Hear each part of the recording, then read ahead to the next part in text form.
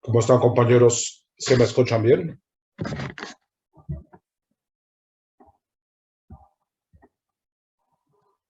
Sí, profe. Buenos días, sí se escucha, profe. Buenos días.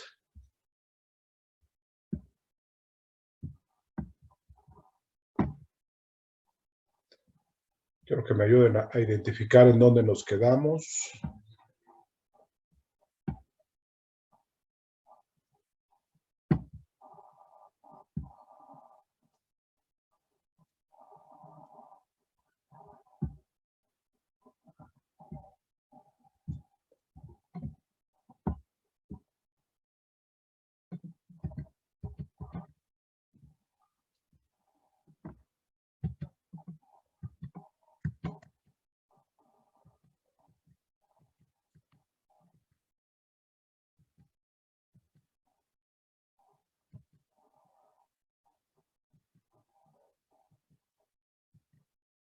Vamos a iniciar a ver los Vimos PRR. el mecanismo, cómo actúan los interferones tipo 1.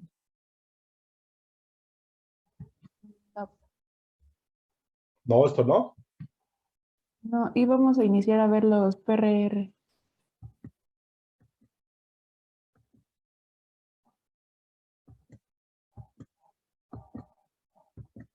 Aquí.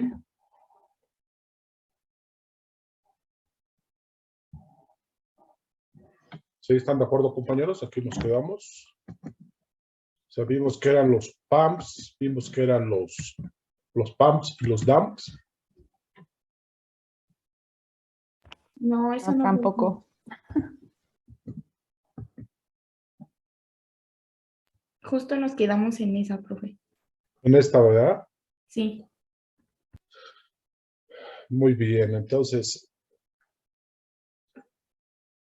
como antecedente, revisamos los mecanismos de las barreras externas. Entonces, existen 3 mecanismos de defensa: barreras externas, inmunidad innata e inmunidad adaptativa. La clase pasada terminamos de ver las barreras externas, que son de 3 tipos. ¿Alguien me puede decir cuáles son los 3 tipos de barreras externas? ¿De tipo qué y qué?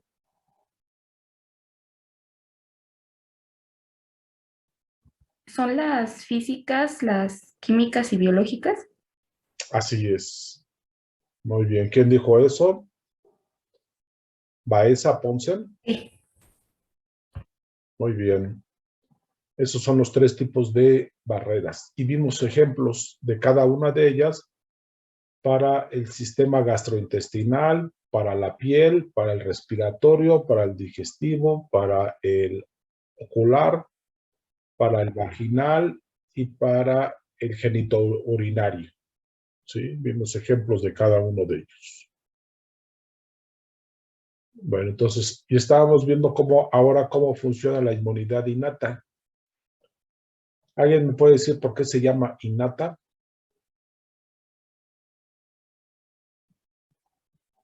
¿Qué significa el término innato? Porque nacemos con ella. Porque nacemos con ella, exactamente. Entonces, a diferencia de la inmunidad adaptativa, que no nacemos con ella, esa se va creando con cada infección. Con la inmunidad innata nacemos como mecanismo constitutivo con el que contamos. Aumenta un poquito con la edad y disminuye también un poquito al final de la vida, pero en general se mantiene más o menos constante.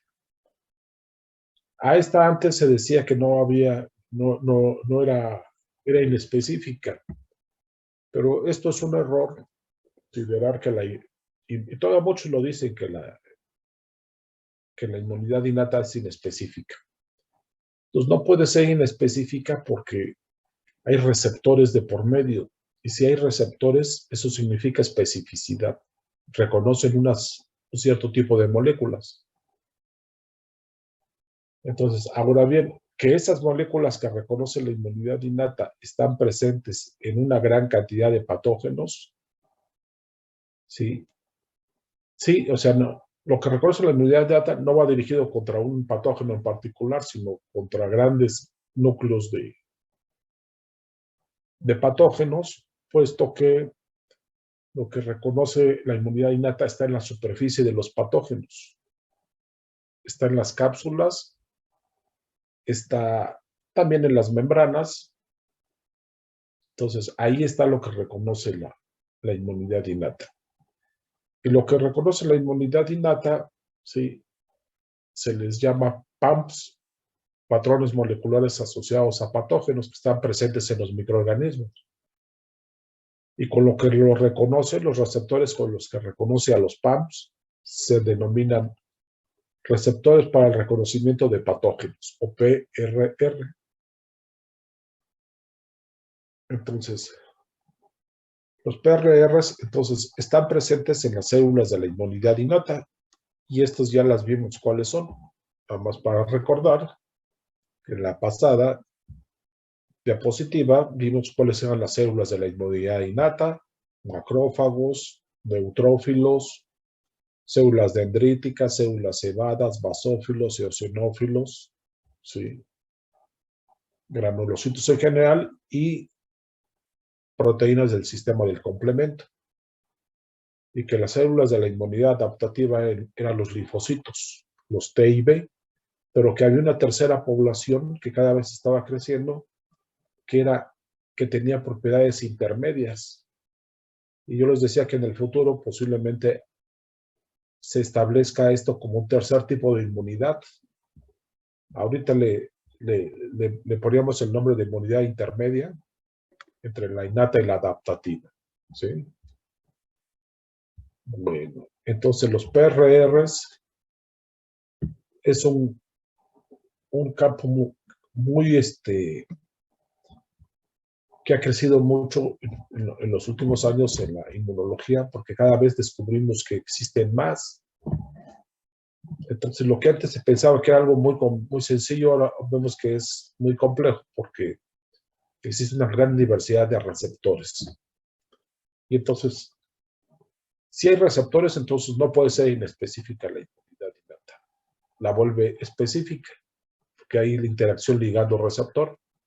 Pero los ligandos a los que se une, esos sí no son específicos. O sea, esos carbohidratos o esos lípidos o esos ácidos nucleicos que reconoce la inmunidad innata están presentes en muchos tipos de patógenos. Entonces, digamos que la inmunidad innata, entonces, lo que reconoce está presente en la superficie de muchos patógenos.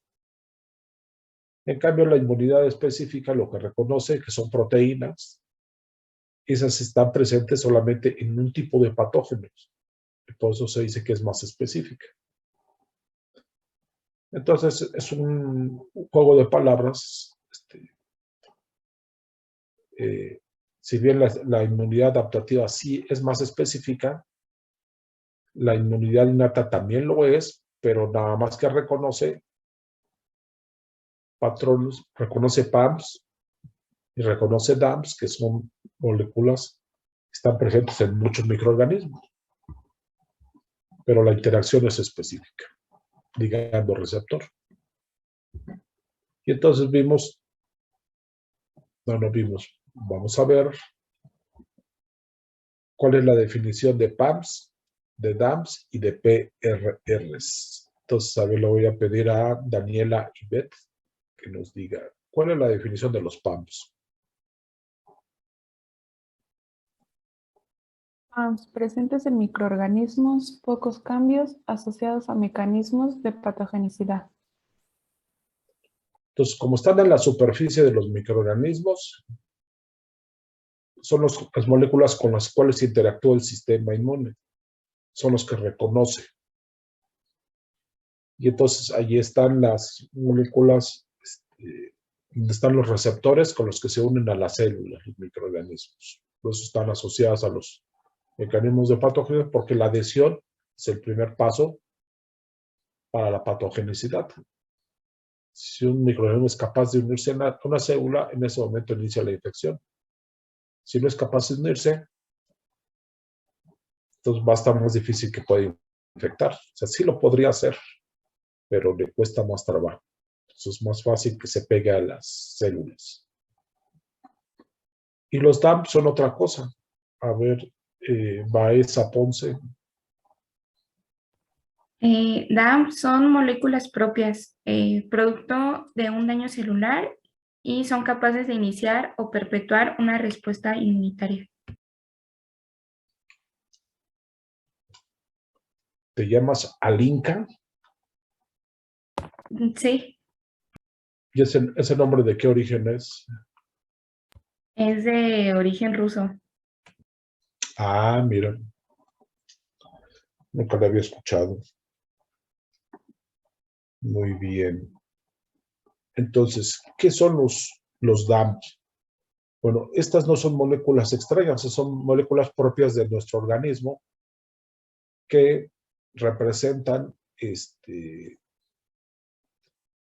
señales de daño interno, ¿no? Cuando las ve el sistema inmune, dice, algo le está pasando mal al organismo. Y también por eso se activa el sistema inmune, porque detectan moléculas propias que solamente se producen en situaciones de daño. Y aquí vemos algunos ejemplos de DAMPs. Está el ATP, está el ácido úrico, está RNA viral, bueno, este no es propio, y el DNA bacteriano. ¿Sí? Pero digamos que el ATP y el ácido úrico sí serían ejemplos de DAMPs. Entonces, el ATP se llega a polimerizar y esto es una señal para las células de que deben de tomar medidas. De hecho, hay un mecanismo por el cual los interferones tipo 1 se producen cuando encuentran moléculas de ATP polimerizado. O sea, 32, 36 moléculas de ATP polimerizado es una señal para que las células produzcan interferón tipo 1. ¿Sí? Entonces, el ácido úrico, entonces, producto del catabolismo de los aminoácidos, también es una molécula que cuando se acumula, activa el sistema inmune.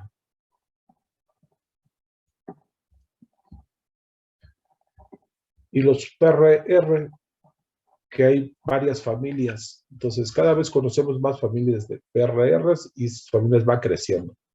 ¿Sí? Entonces, Brenda Elizabeth, ¿nos puedes hablar de las familias de PRRs, cómo se abrevian y cómo se nombran?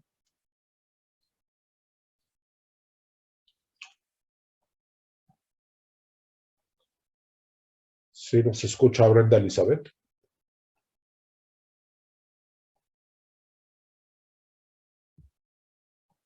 Sí, creo que la perdimos.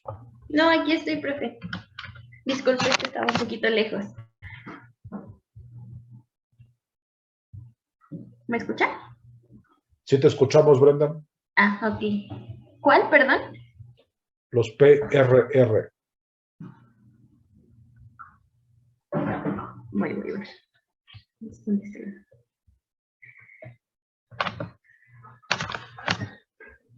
Dice NOD o NLR, familia CAR, familia PID, lectinas tipo C, RIG, citoplasmáticos, tipo TOL o TLR, scavengers, membranales y receptores de péptidos formilados. Muy bien, entonces vamos a ir viendo cuáles son estas familias de PRRs. Entonces, estas familias están presentes desde los organismos desde los invertebrados, es decir, desde los insectos, los moluscos, ya cuentan con estas moléculas. Y es sorprendente que han sido conservadas, ¿sí? por ejemplo, los receptores tipo TOL fueron encontrados primero en moscas y después resultó que nosotros también los tenemos. Entonces, contamos con los mismos mecanismos de receptores de la inmunidad innata que las moscas. Entonces, para los que dudan todavía la teoría evolutiva, pues prueba de que tenemos ancestros comunes con las moscas son los receptores tipo TOLC, ¿sí? No son exactamente del mismo tipo que los de las moscas, pero se parecen mucho, ¿sí?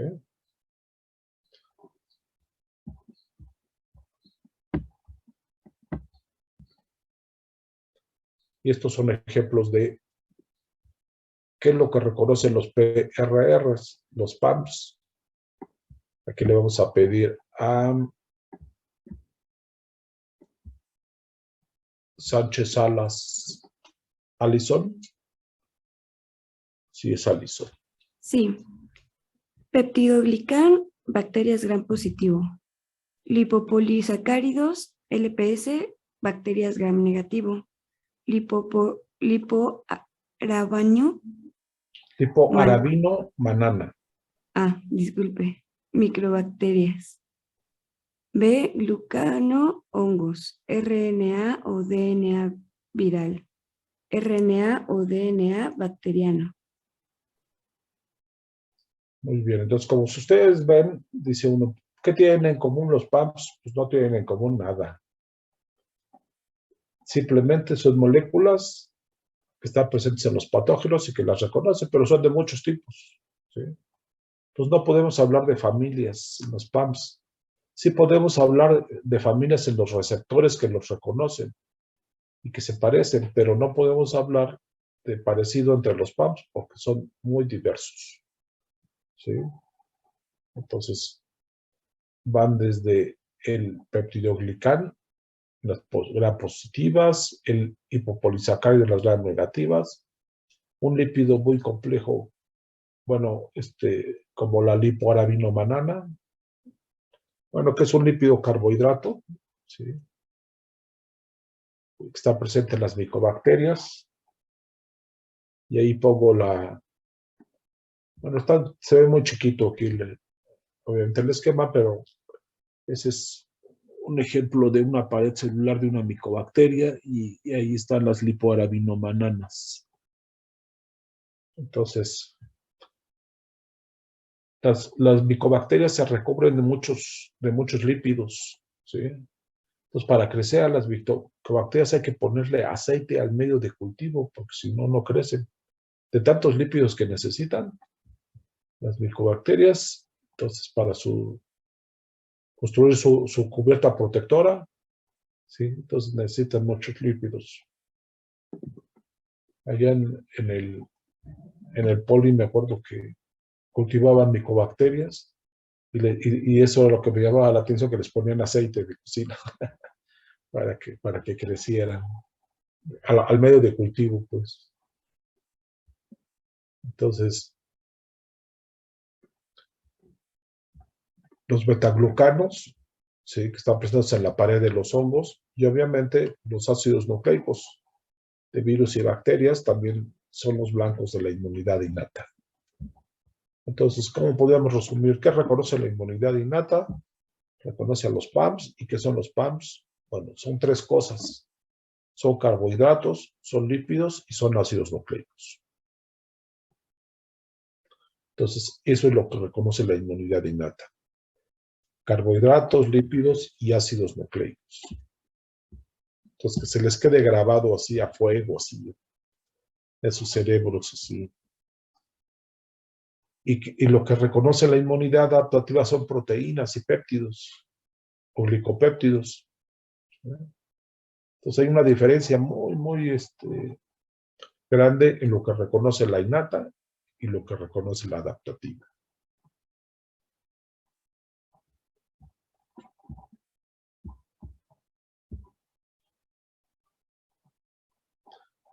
Y aquí vemos más ejemplos de DAMPs.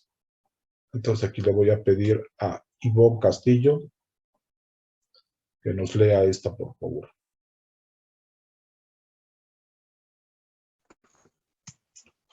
Ejemplos de DAMP. Patrones moleculares asociados a daño. Causas, traumas, isquemia y cáncer. Ejemplos, ATP extracelular, HSP,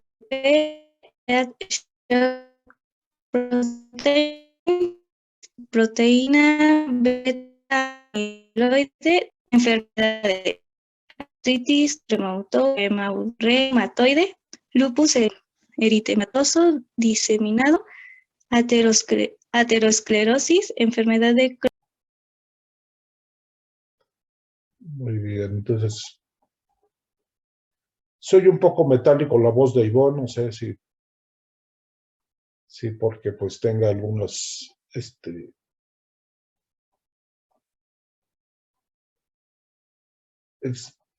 genes de extraterrestre, pero pues más bien debe ser en su internet que debe estar fallando. La hace parecer como extraterrestre a Ivonne, pero ¿no? Al menos su voz, sí. Pero entonces aquí tenemos las causas por las cuales moléculas propias pueden dar la alarma para que se active la inmunidad innata. Golpes como traumas, ¿sí? Falta de circulación sanguínea, que es la isquemia, y neoplasias, ¿sí? Malignas, que es el cáncer. Entonces, todo esto puede dar origen a que se acumulen estas moléculas. El ATP que les digo que se puede polimerizar.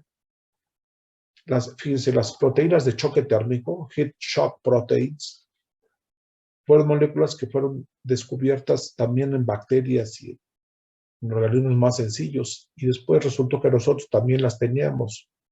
¿Qué son estas moléculas? Bueno, son moléculas de protección. Cuando una célula entra en estrés, por ejemplo, en estrés térmico, o sea, se veía que cuando ponían a calentar bacterias, ¿sí? Las bacterias echaban a andar un mecanismo de protección para protegerse de este daño térmico, y estas moléculas, como que esas proteínas se producían para proteger a sus sistemas de obtención de energía, lo más vital. Entonces, estos mecanismos de emergencia están presentes desde las bacterias hasta los eucariotes, incluidos nosotros. Entonces, de tal manera que podemos, se parecen moléculas. Entonces, las proteínas de choque térmico que están presentes en bacterias pueden parecerse a las proteínas de choque térmico presentes en nuestras células de los humanos, y esto puede dar origen a enfermedades autoinmunes como las que aquí vemos: artritis, lupus, aterosclerosis, enfermedad de Crohn. Entonces, debido al parecido que existen entre estas proteínas de choque térmico desde bacterias con humanos, el sistema inmune puede atacar a estas proteínas, y debido al parecido molecular puede también atacar esa respuesta puede atacar también a células propias, dando origen a fenómenos de tipo autoinmune. Entonces vemos que algunas infecciones bacterianas son la causa de enfermedades autoinmunes, como las que aquí estamos viendo. Otro ejemplo, que es la proteína beta amiloide, es una proteína de fase aguda que también se produce en el hígado y que se deposita en el sistema nervioso central, ¿sí? Dando origen a enfermedades como el Alzheimer o demencia senil, ¿sí? Entonces, la acumulación de estas proteínas es una acumulación anómala. Entonces, provoca interferencias en la señalización del sistema nervioso, produciendo esta enfermedad de Alzheimer. Y aquí tenemos una clasificación de PRRs. Y aquí le voy a pedir a Emanuel Hernández que nos lea esta diapositiva.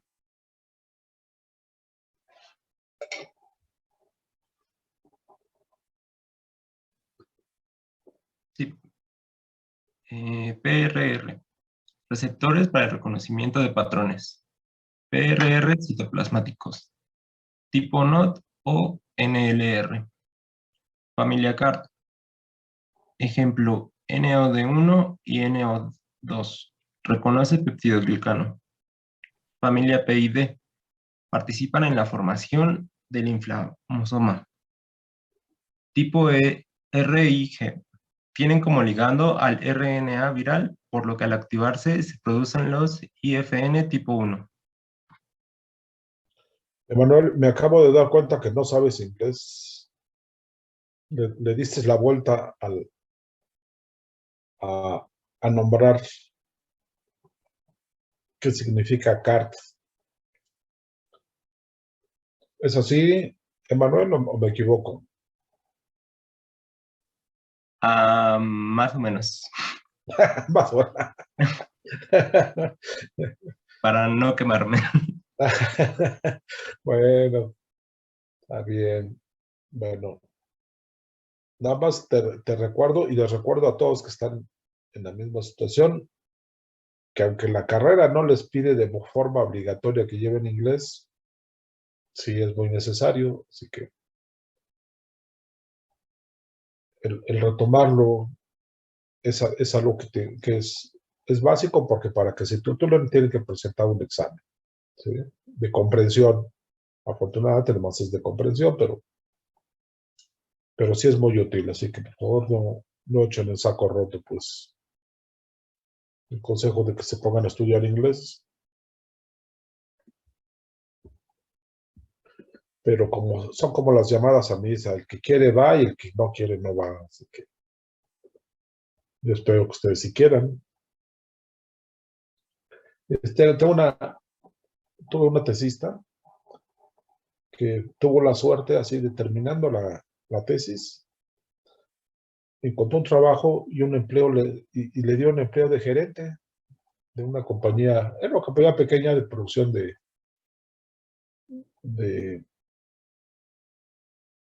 como tipo cosméticos, ¿sí? Pero la razón por la cual la contrataron fue porque sabía perfectamente inglés. Entonces tenía que hablar con proveedores, tenía que hablar con gente de Estados Unidos, y entonces pues esto le abrió las puertas. Entonces inmediatamente, pues imagínense que su primer empleo sea de gerente, ¿no? Se los menciono para que vean que sí abre muchas puertas, ¿no? Muy bien. Ahora vamos a ver, ¿qué es esto del inflamosoma? Bueno, el inflamosoma, como acabamos de ver, forma parte de la familia de receptores que tienen un dominio de pirina, la familia PYD, ¿sí? Entonces, y estos receptores tienen en común que tienen unidades repetitivas de leucina, ¿sí? Bueno, entonces, este inflamosoma, que forma parte de la familia de receptores PYD, ¿sí? Se ha visto que son receptores de tipo intracelular, pero son bastante complejos. Aquí se los muestro nada más para que, cómo es la estructura de este inflamosoma. Por ejemplo, fíjense cómo se ensambla. Está una enzima que se llama la caspasa 1. La caspasa 1 después se va a unir al receptor llamado CART, ¿sí? Y van a formar la procaspasa 1. Y después el CART a su vez se va a pegar a otro receptor, que es el receptor PYD, ¿sí? El receptor tipo pirina, que tiene dominios de pirina. Y luego el receptor PYD se va a unir a otros dos receptores, que es el NACH y el LRR. Y van a formar una estructura que se llama el NLPR3, ¿sí?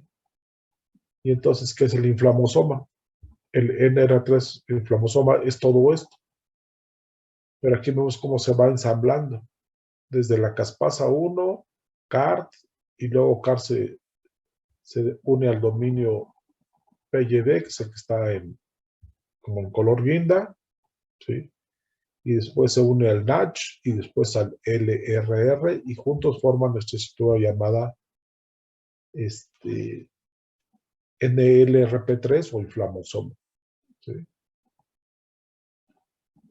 Y vemos que la enzima caspasa 1 está en la parte externa de la estructura. ¿Sí? Entonces, fíjense la complejidad de este sistema de activación y esto ocurre dentro de los macrófagos y los neutrófilos. O sea, cuando se comen algo, ¿sí? Ese algo que se comieron va a activar a este inflamosoma y va a dar origen a que estas células produzcan las citocinas inflamatorias, ¿sí? Y de origen al proceso inflamatorio. ¿Sí? Por eso se llama así.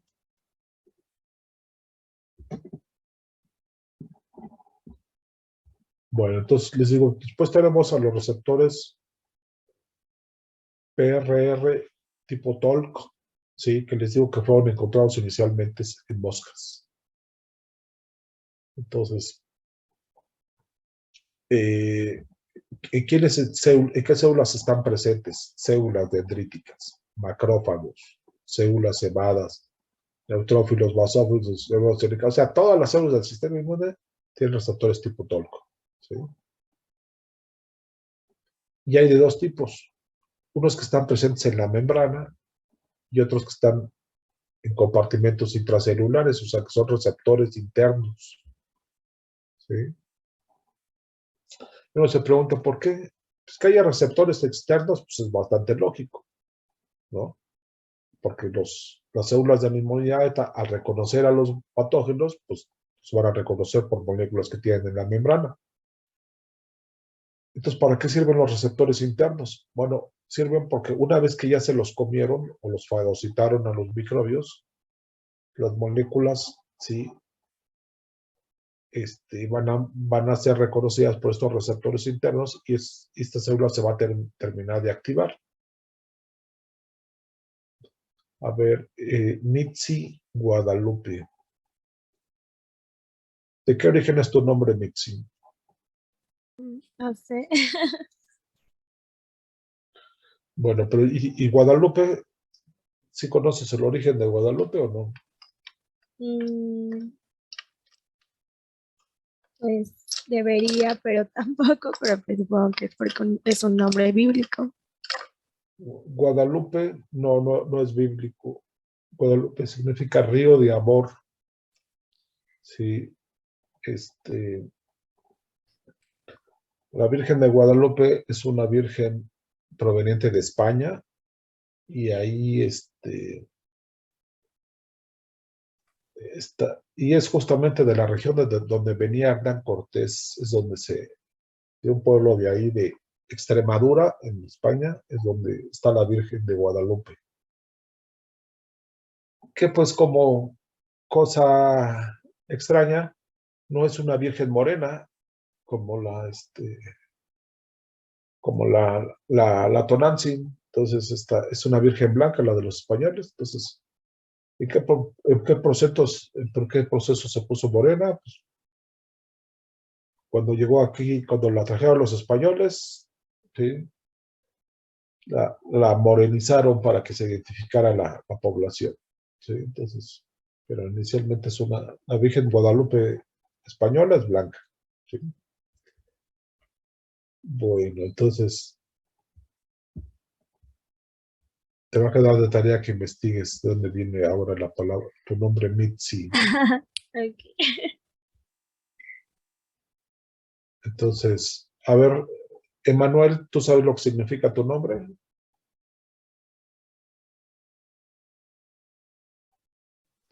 Sí, Yo porque Emanuel y también yo me llamo Manuel, entonces, pero tienen el mismo significado. ¿Tú sabes qué significa?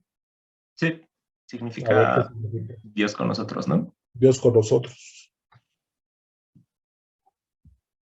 Bueno, muy bien. Entonces, Lenos Mitzi, ¿cuáles son los receptores tipo TOL extracelular y luego los intracelulares? Los receptores en la membrana extracelular es el TLR1, TLR2, TLR4 y TLR5, el TLR6 y TLR11. Y compartimentos intracelulares, el TL3, TLR4, TLR7, TLR8 y TLR9. Pues fíjense, los receptores tipo TORC pueden reconocer varios tipos de moléculas, pero hay veces que actúan solos y hay veces que actúan en conjunto, ¿sí? Entonces, hay también diferencias en su forma de actuar. Aquí tenemos a los ejemplos de lo que reconoce los receptores tipo TORC. Entonces, aquí le voy a pedir a Andrés Castillo que nos diga. Fíjense, aquí las células, las flechas que se ven aquí en este están al revés. Es el receptor el que reconoce al PAMP, que está ahí. Pues la flecha debería ir hacia el otro lado. O sea, no es el microorganismo el que reconoce el receptor, es el receptor el que reconoce el microorganismo. Entonces, pues la flecha debe ir hacia el otro lado. Así que, obviando este pequeño desliz de los que hicieron esta diapositiva, dinos, Andrés Castillo, ¿qué reconocen? El receptor TLR2 y TLR1 reconocen la lipoproteína triacilada. Así es. El TR2 y TLR6, la lipoproteína diacilada. El TR5,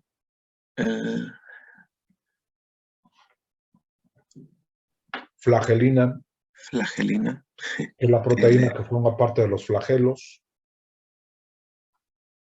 Ok, la TLR9 reconoce la CpG, DNA.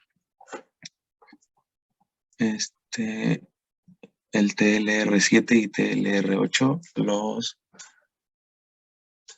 imidazoquinoles. Imidazoquinolonas. Ajá, el TLR8 solo en la ssRNA. Eso significa RNA de doble cadena. TLR4 en la LPS. TLR3 de sRNA. Ah, no, perdón. Doble cadena es DS. Cadena sencilla es SS. Y el TLR10, pues desconocido.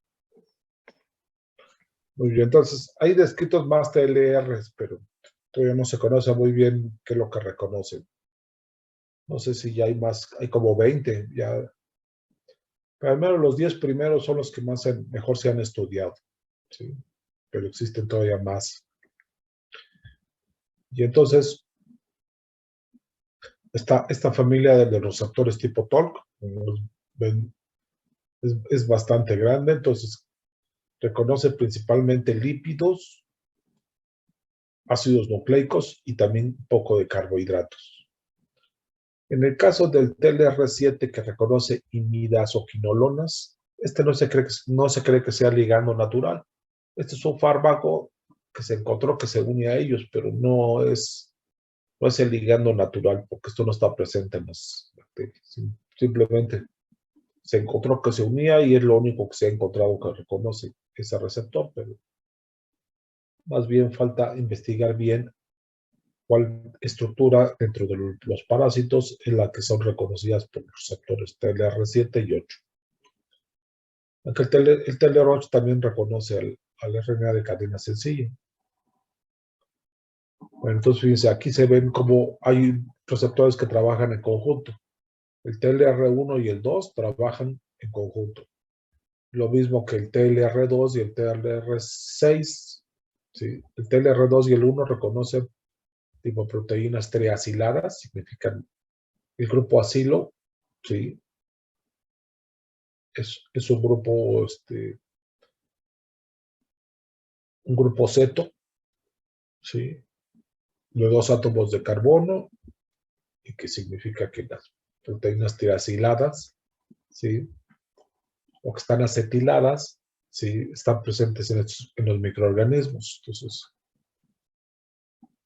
hay veces que la acetilación es una forma de que volver extraña una molécula para que la reconozca el sistema inmune, ¿sí? Entonces, puede ser que los lípidos ya estén diacilados o triacilados, o sea, el organismo el que les pegue los grupos acetilo, con esto los vuelve más extraños y los vuelve blanco para que los reconozcan los receptores de la inmunidad innata tipo TOLC.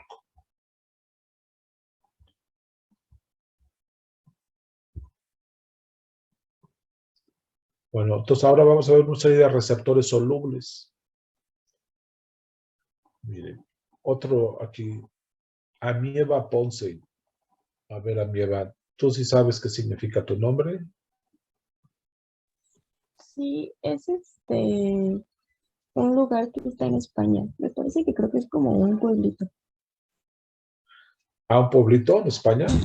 Pero Amieva es mi apellido, profesor.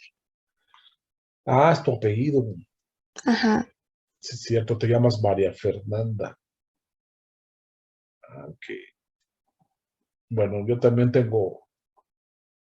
comparto contigo porque también mi apellido Cendejas hay 3 pueblitos en España que se llaman Cendejas. Y entonces, tu apellido también indica el locativo, un lugar, ¿no? Ah, bueno, mira, qué interesante.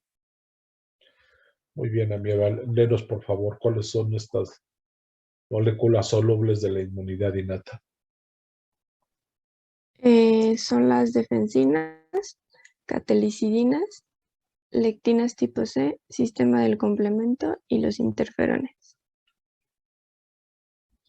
Bueno, los interferones ya vimos, ¿no? Los tipo 1 y los tipo 2. Los tipo 1 son los interferones de la inmunidad innata y los tipo 2 los de la inmunidad adaptativa. Las moléculas del sistema del complemento las vamos a ver más adelante, en la próxima clase, pero ahorita también vamos a ver estas 3 moléculas, las lectinas tipo C, las catelicidinas y las defensinas. Son moléculas muy interesantes porque también, les digo, aparecen desde los invertebrados, ¿sí? Y juegan muchas funciones dentro de la economía celular y como moléculas de defensa o de ataque o de reconocimiento, ¿sí? Son muy importantes. ¿Sí? Entonces, vamos a ver cada una de ellas por separado. Bueno, empezamos por ver.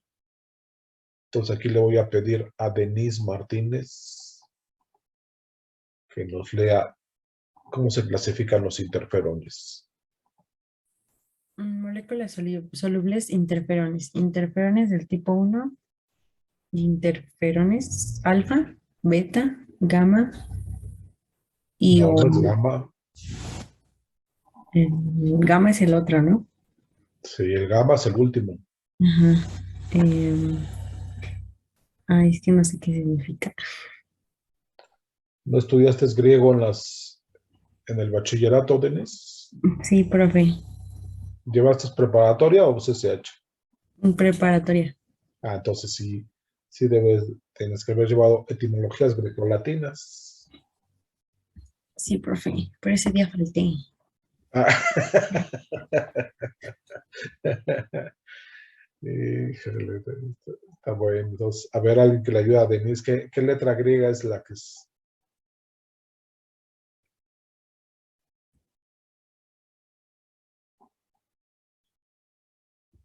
La siguiente, ¿sí la reconoces, Denise? Ese es gamma, ¿no? No, es lambda, Ah, lambda. que es la letra L. Y esta, la siguiente, interferón que No, tampoco me acuerdo. teta, que es la T. Y después sí viene la letra interferón gamma, que es la letra G. Entonces, si no me equivoco, Es que omega, ¿no, parece profe? como... ¿Mandé? ¿Es omega? Es omega, sí. Entonces, bueno, entonces tienen nombres de letras griegas, los interferones, ¿sí? Los interferones alfa los producen todas las células para protegerse de los virus. Los beta, estas los producen los fibroblastos. Y de los que no sé muchos, los omega, los lambda y los teta, no sé quiénes los producen. Pero el interferón gamma o tipo 2 lo producen las células NK y lo producen los linfocitos T.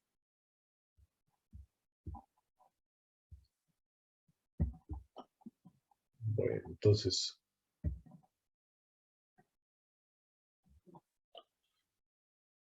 muy bien. Ahora vamos a ver a las funciones. A ver, Carlos Bryan.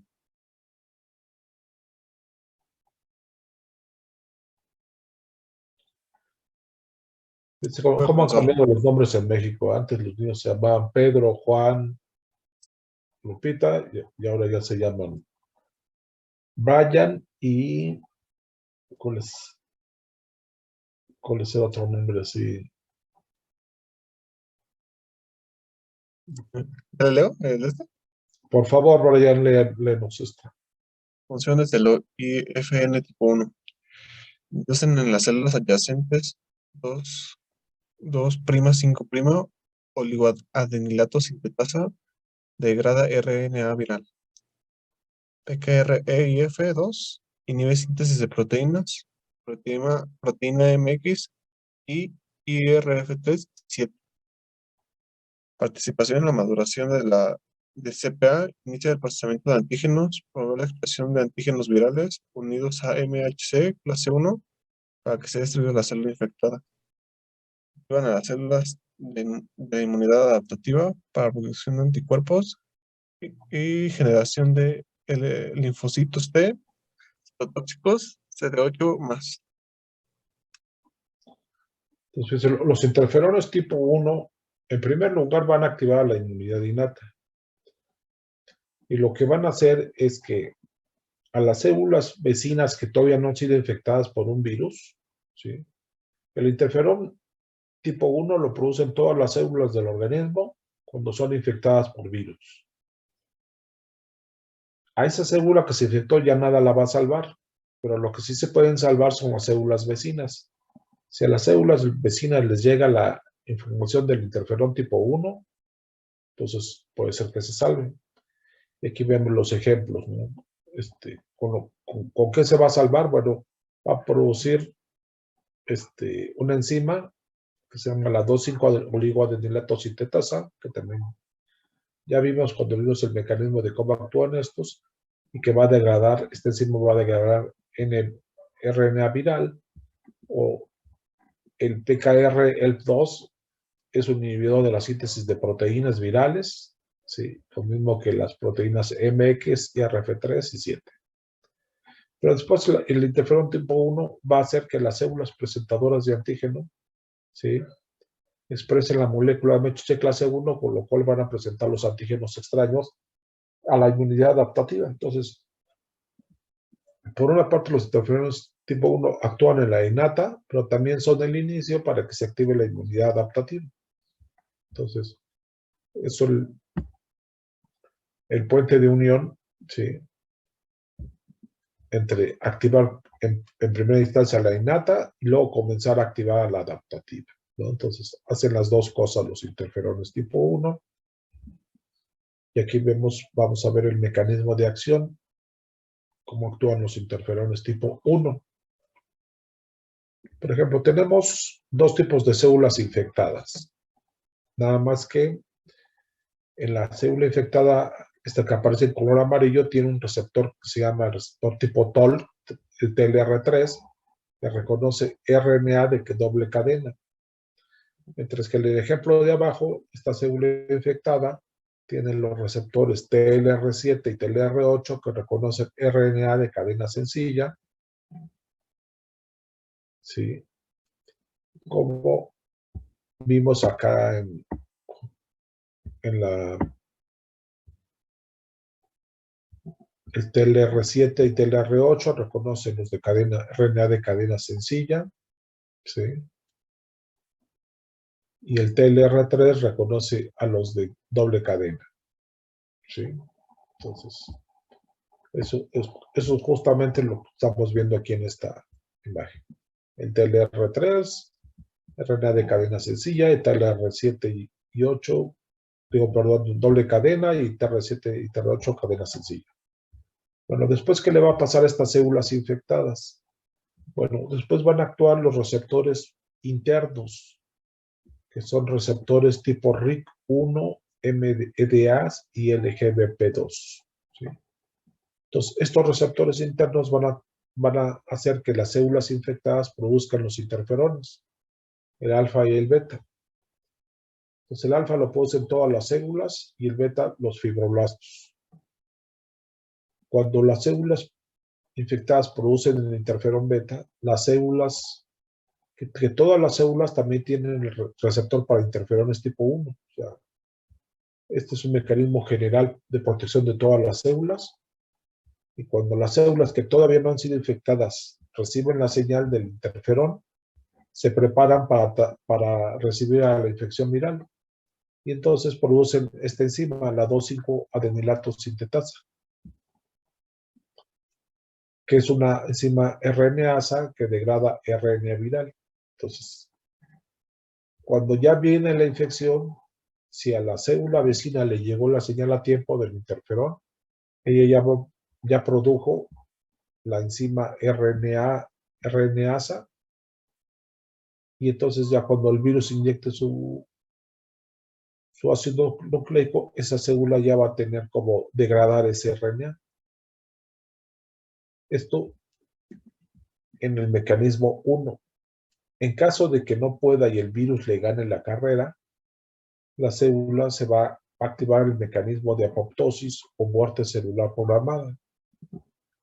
Entonces se va a morir o se va a suicidar para que los virus no hagan presa de ella y infecten a más células. ¿Sí? Entonces, si la célula no puede contener la infección con la enzima de RNasa, le queda como segunda opción suicidarse. ¿Sí? En aras de salvar la economía del organismo y que otras células sean infectadas. Muy bien. Entonces, ¿sí se entendió, compañeros, cómo actúan los interferones tipo 1?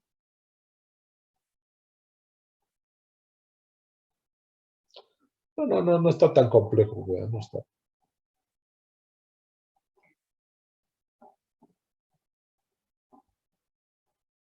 Entonces, aquí vemos que las células, a través de los receptores TOLC, ¿sí?, van a reconocer a moléculas llamadas PAMs, como los RNA de cadena doble y cadena sencilla, y que luego estos receptores van a producir, bueno, que los receptores intracelulares van a inducir la producción de los interferones.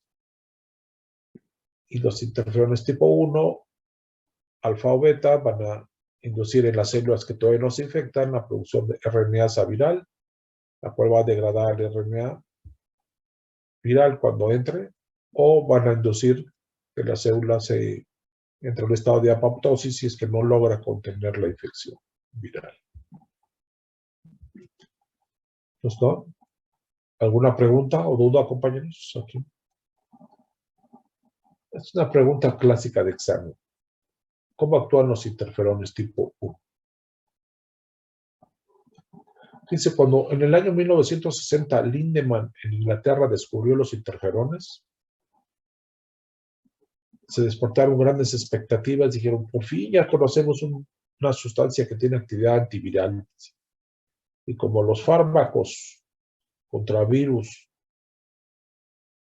había muy pocos, o no existieron en ese tiempo, dijeron, por fin ya tenemos una molécula antiviral que producir. Entonces la industria farmacéutica se frotó las manos. Pero la decepción es que los interferones no pueden ser administrados como fármacos antivirales, porque resultó que también son neurotransmisores y provocan alucinaciones en las personas si se administran de manera sistémica. Entonces no pueden ser utilizados para administración sistémica, pero lo que sí pueden ser utilizados es para administración local. Entonces los interferones se han vendido, se administran no tanto para tratar enfermedades virales, sino se les utiliza ahora para tratar varios tipos de cáncer. Porque en el cáncer sí pueden ser inyectados de manera local. ¿Sí? Cuba es pionera en la producción de interferones. Entonces, conocen muy bien. A ver, Alejandra Aguilar quiere participar. Adelante, Alejandra. Profesor, entonces el interferón reconoce a los PAMs. Los interferones no reconocen a los PAM, los que reconocen a los PAM son los PRR, los tipos receptores TOL.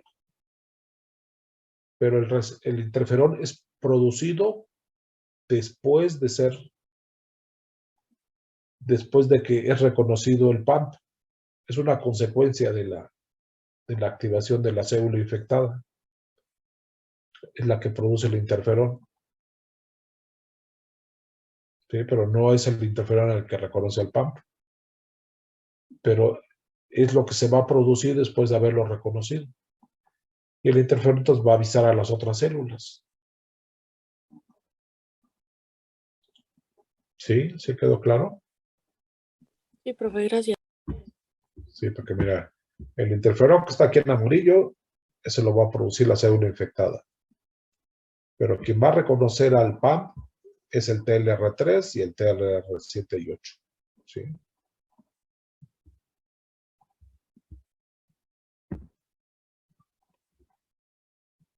¿Cuál es la cadena de eventos? Bueno, vemos que en una infección viral, lo primero que se produce es el interferón tipo 1, que es la línea azul. ¿Sí? Vemos que está en rojo la carga viral. ¿Sí? Entonces, lo primero que se empieza a producir por las células es el interferón tipo 1. Después los virus siguen aumentando. Pues vemos que los interferones tipo 1 empiezan a disminuir su producción porque los interferones tipo 1, como acabamos de ver, su segunda función es activar la inmunidad adaptativa. Y aquí vemos cómo los interferones tipo 1 activaron también la inmunidad adaptativa y ya está de color verde, ya vemos que esta va en ascenso. Y es esta la inmunidad adaptativa la que termina eliminando la infección viral. ¿Sí? La respuesta por parte de los linfocitos T citotóxicos, lo que va a matar a las células infectadas por virus. ¿Sí? Entonces, bueno, ¿de qué sirvió el interferón tipo 1? Sirvió porque en las primeras etapas de la infección contuvo la replicación del virus. A lo mejor no es suficiente para eliminarlo, pero sí para retardar su crecimiento y darle tiempo a que se active la inmunidad adaptativa y es la que termina eliminando a los virus. ¿Sí? Y en la imagen de la derecha tenemos también algo muy parecido. La producción de interferón tipo 1, que está en azul, se eleva al inicio de la infección viral. Luego la carga viral, que está en rojo, ¿sí? Va a disminuir posteriormente, ¿sí? En parte gracias a la ayuda de los interferones tipo 1, ¿sí? Y después, en el caso de que sea necesario activar la inmunidad adaptativa, pues también va a actuar esto.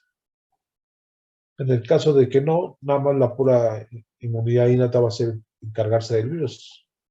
Pero si el virus es muy peligroso, cuenta con mecanismos de evasión, pues ahí sí se tiene que activar la adaptativa. Pero Si la innata con ella es suficiente, ya no se activó la otra, la adaptativa, ¿sí?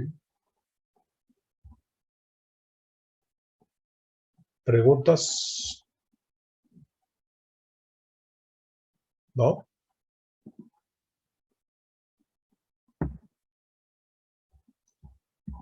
Bueno, entonces ahora vamos a ver otros receptores solubles que se llaman las defensinas.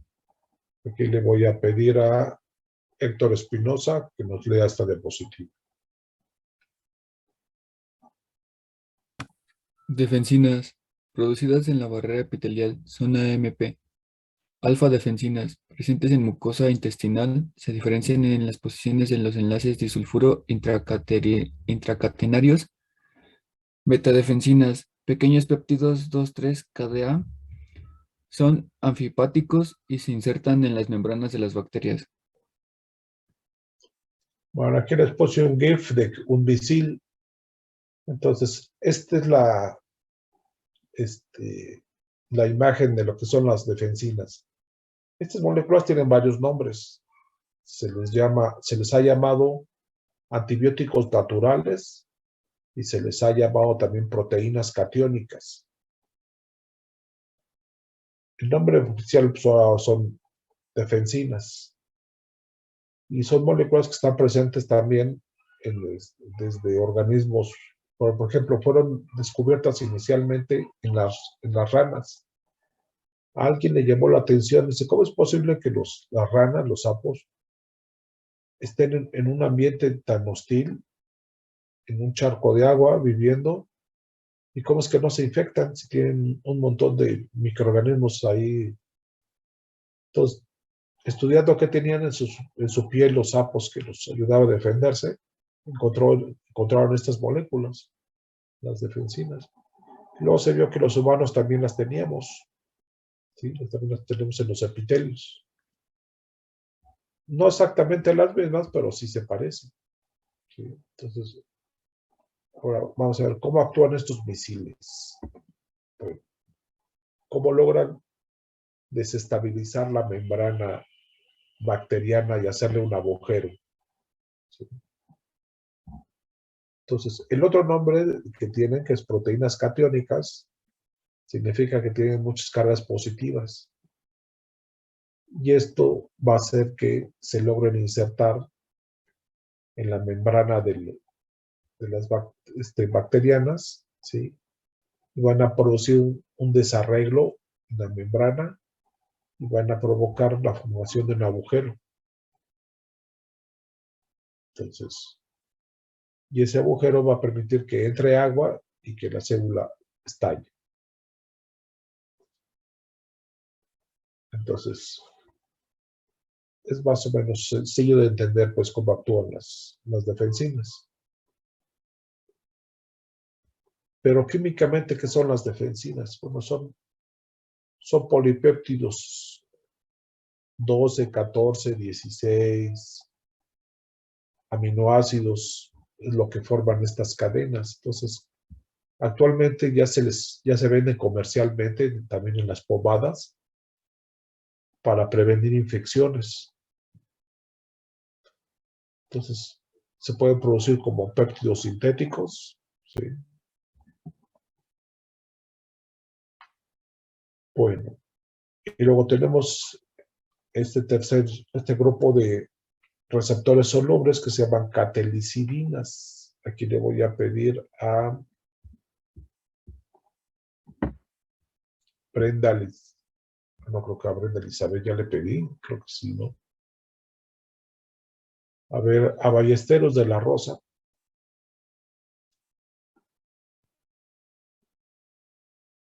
Órale, Cianya.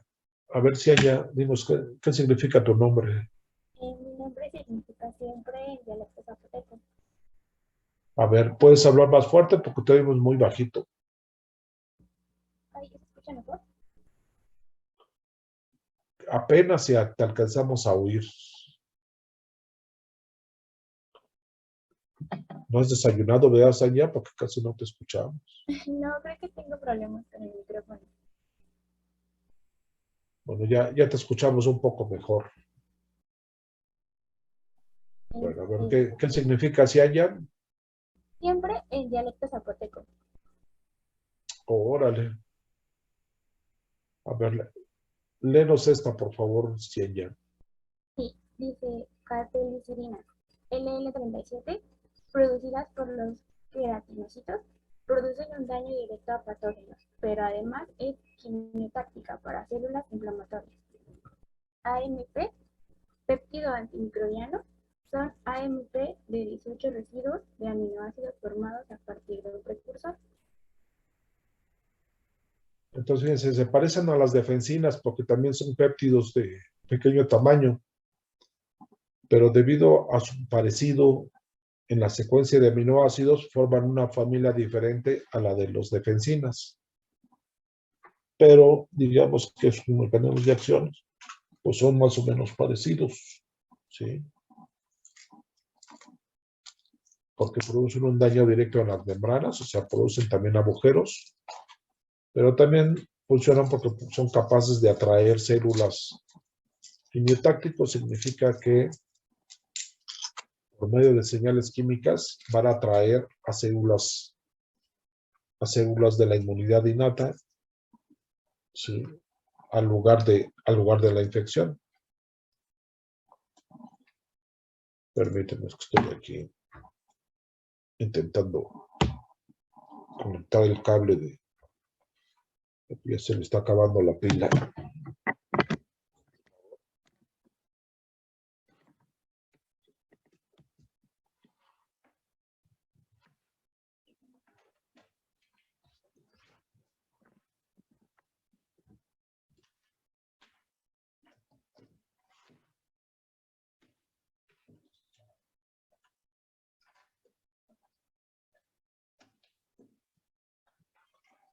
Listo. Muy bien. Ahora vamos con... Esas son las catalicirinas, muy parecidas a las defensinas. Y ahora vamos a la superfamilia de las lectinas tipo C. A ver. Mejía Díaz, Diana Laura. ¿Tú sabes qué significa tu nombre, Diana? Pues tiene varios significados, pero el que yo conozco es el de latín, que literal significa princesa. ¿Y Laura? Viene de la hoja de laurel, que significa victoriosa. Eso.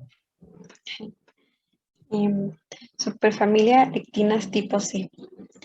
Lectinas tipo C. Dominios tipo lectina C altamente conservados. Son proteínas o glicoproteínas y están divididas en 17 grupos. Se caracteriza por reconocer carbohidratos dependientes de iones bivalentes de calcio y magnesio. Muy bien, entonces,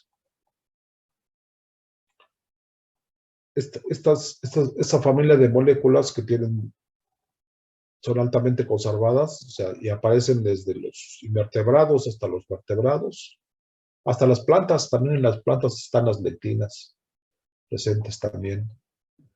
No solamente como mecanismos de defensa, sino de varios tipos, ¿sí? Y fíjense, hay 17 grupos dentro de estas lectinas tipo C. ¿Cómo se caracterizan? Bueno, ¿qué es una lectina? Bueno, es una molécula, está formada por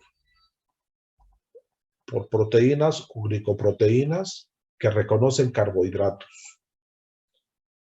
Y los carbohidratos que reconocen necesitan, para poder reconocer a los carbohidratos, de la presencia de iones divalentes como el calcio y el magnesio, para que se pueda vencer el potencial negativo que existe entre las membranas celulares y poner una lectina que está presente en una membrana para que se pueda unir a otra célula que está en otra membrana. Como las dos tienen cargas negativas las membranas, entonces necesitan de esos iones positivos para que faciliten la interacción ligando receptor. ¿Sí? O sea, lectina en una célula y carbohidrato en la otra célula Entonces, esa es la definición de una lectina.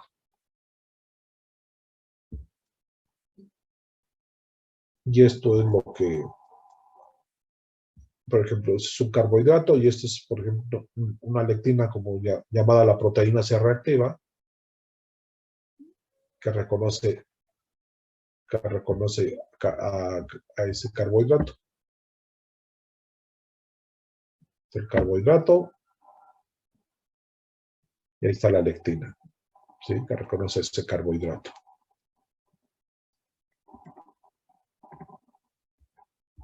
Muy bien, ahora le voy a pedir a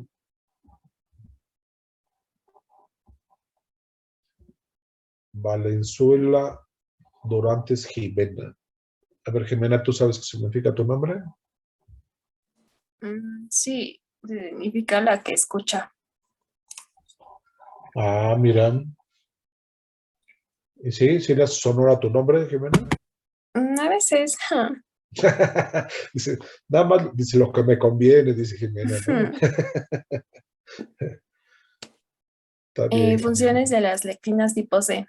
Adhesión celular, integración y remodelación de tejidos, activación de plaquetas, activación del complemento, reconocimiento de patógenos y activación de la fagocitosis. Como vemos, fíjense, son muchas funciones en las que juegan las lectinas.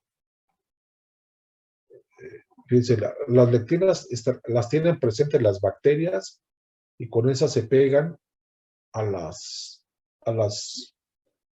superficies celulares, ¿sí? Pero nuestros leucocitos también las tienen y con esas reconocen a los patógenos. Entonces, esa es una doble función. O sea, los patógenos las tienen para unirse a las células y los leucocitos las tienen para reconocer a los patógenos. Pero no solamente están involucradas en funciones de defensa, sino también en la remodelación de tejidos, en activar plaquetas, activar el complemento, en reconocer patógenos y en activar la fagocitosis. ¿Sí? Entonces, tienen funciones muy, muy diversas estas moléculas, muy interesantes. Casi se les ha llamado también los anticuerpos de la inmunidad innata, las lectinas tipo C. Porque hacen lo mismo que los anticuerpos, activan complemento, activan la fagocitosis, activan la citotoxicidad, ¿sí? Pero son moléculas de la inmunidad innata. Entonces, antes de que aparecieran los anticuerpos, las lectinas C eran lo más parecido a ellos, ¿sí? Y aquí tenemos 6 ejemplos de lectinas tipo C. Wendy Ronquillo. A ver, Wendy, ¿tú sabes qué significa tu nombre? Sí, es amiga verdadera. No sé. Ujú. ¿Y si les sonó tu nombre, Wendy? Sí, profesor. Ah, qué bueno. Ujú. Léenos, por favor, esta. Receptores tipo lecticina C. Están los receptores para manosa, CD206, reconoce manosa, glucosa, N-acetilglucosamina. También está la lectina 1, que reconoce el beta-glucano, se expresa en CPA y fagocitos.